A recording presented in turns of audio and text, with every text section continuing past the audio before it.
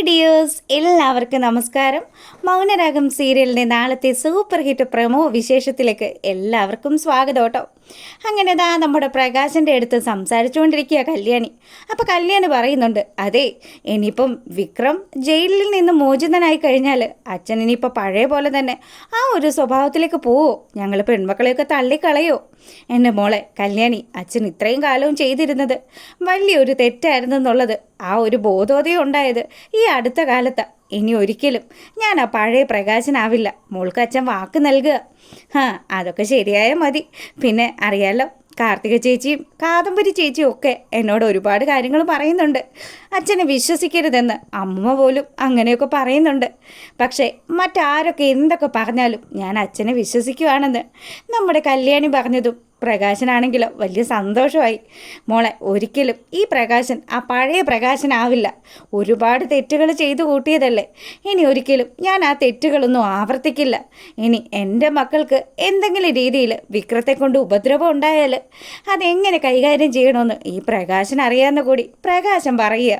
അപ്പോൾ ഇതൊക്കെ കേട്ടപ്പോൾ നമ്മുടെ കല്യാണിയാണെങ്കിലോ അച്ഛനെ കംപ്ലീറ്റ് അങ്ങ് വിശ്വസിക്കുക. പുള്ളിക്കാരന് മനസ്സിന് മാറ്റമൊന്നും സംഭവിക്കില്ല എന്ന കല്യാണിയുടെ ആ ഒരു വിശ്വാസം. എന്നാൽ പിന്നെ നമുക്കൊന്നിച്ചിട്ട് നടന്നാലോ? ഞാൻ പതിയെ നടന്നു നോക്കാം. എനിക്കറിയില്ല മോളെ, ചങ്കിനൊക്കെ ഭയങ്കര വേദനയാണെന്നൊക്കെ പറഞ്ഞ് പ്രകാശൻ പതുക്കെ ആ ഒരു ബെഡിൽ നിന്ന് എഴുന്നേൽക്കുക. അങ്ങനെ നമ്മുടെ കല്യാണിയാണെങ്കിലോ അച്ഛനെ കയ്യിലിങ്ങനെ പിടിച്ച് പുള്ളിക്കാരനെ ഇങ്ങനെ താങ്ങി നടത്താൻ ശ്രമിക്കുക. ആ സമയത്താണെങ്കിലോ ഈ കാഴ്ചയും കണ്ടുകൊണ്ട് നമ്മുടെ കിരൺ അങ്ങോട്ട് വന്നു. ഇപ്പം നടക്കാറൊക്കെ ആയോ?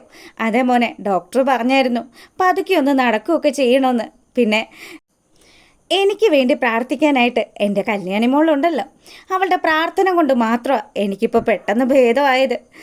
അതൊക്കെ സംഭവമൊക്കെ ശരി തന്നെയാണ്. പക്ഷേ എപ്പോഴും ഞങ്ങളൊരു കാര്യം പറയുക, വിക്രം മിക്കവാറും ഇന്നോ നാളെയോ പരോളിൽ ഇറങ്ങാനുള്ള സാധ്യതയുണ്ട്.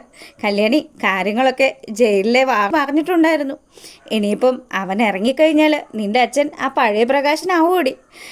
ഇല്ല കിരണേട്ടാ, എന്തിനാ നിങ്ങളെല്ലാവരും അച്ഛനെ കാണുമ്പോൾ ഇങ്ങനെയൊക്കെ കുത്തി നോവിക്കുന്നത്?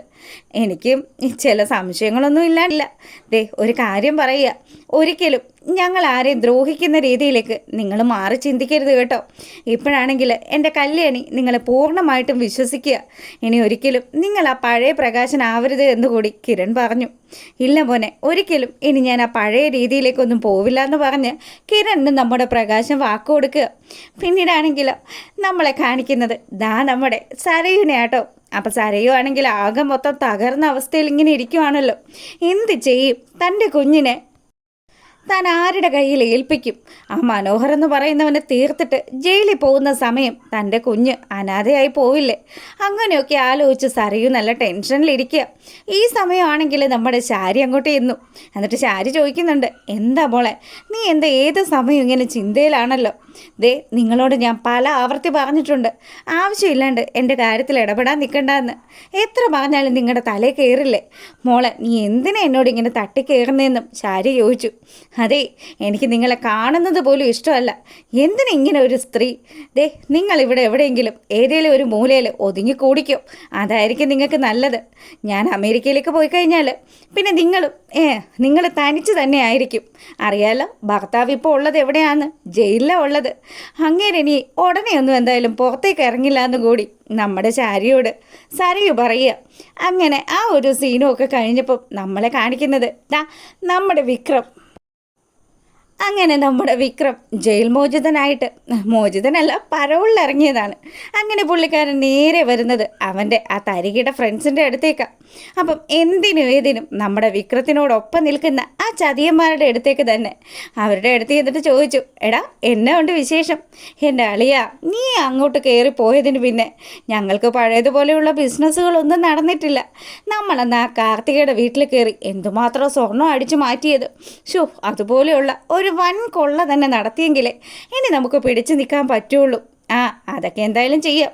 അതിനു മുന്നേ എനിക്ക് ചില കണക്കുകളൊക്കെ തീർക്കാനുണ്ട്.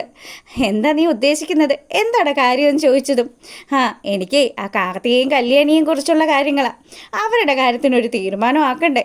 എടാ, അവർ നിൻ്റെ സ്വന്തം കൂടപ്പറപ്പുങ്ങളല്ലേ. പിന്നെ എന്തിനാ നീ വെറുതെ? അതിൻ്റെ പേരിലല്ലേ നീ ഇപ്പം ജയിലിൽ നിന്ന് വരുന്നത് തന്നെ. എടാ, ഒരിക്കലും എനിക്ക് അവളുമാരോട് ക്ഷമിക്കാൻ പറ്റില്ല. ആ രീതിയിലാണ് അവരെന്നെ അപമാനിച്ചത്. അവരൊക്കെ അങ്ങ് ഉയർന്നു പോവുകയും ഈ വിക്രം അങ്ങ് താഴോട്ട് പോവുകയും അങ്ങ് ചെയ്തു. പിന്നെ എൻ്റെ അച്ഛൻ അങ്ങേരിപ്പോൾ എവിടെയാണെന്നൊക്കെ ഒന്ന് അന്വേഷിക്കണം. അതിന് വലിയ താമസമൊന്നും ഇല്ല മോനെ. നിൻ്റെ അച്ഛൻ ഇപ്പോൾ ഉള്ളത് നിൻ്റെ പെങ്ങാമാരുടെ കൂടെയാന്ന് കൂട്ടുകാർ പറഞ്ഞു. അത് കേട്ടപ്പോൾ നമ്മുടെ വിക്രം ചില കാര്യങ്ങളൊക്കെ തീരുമാനിക്കുകയാണ്.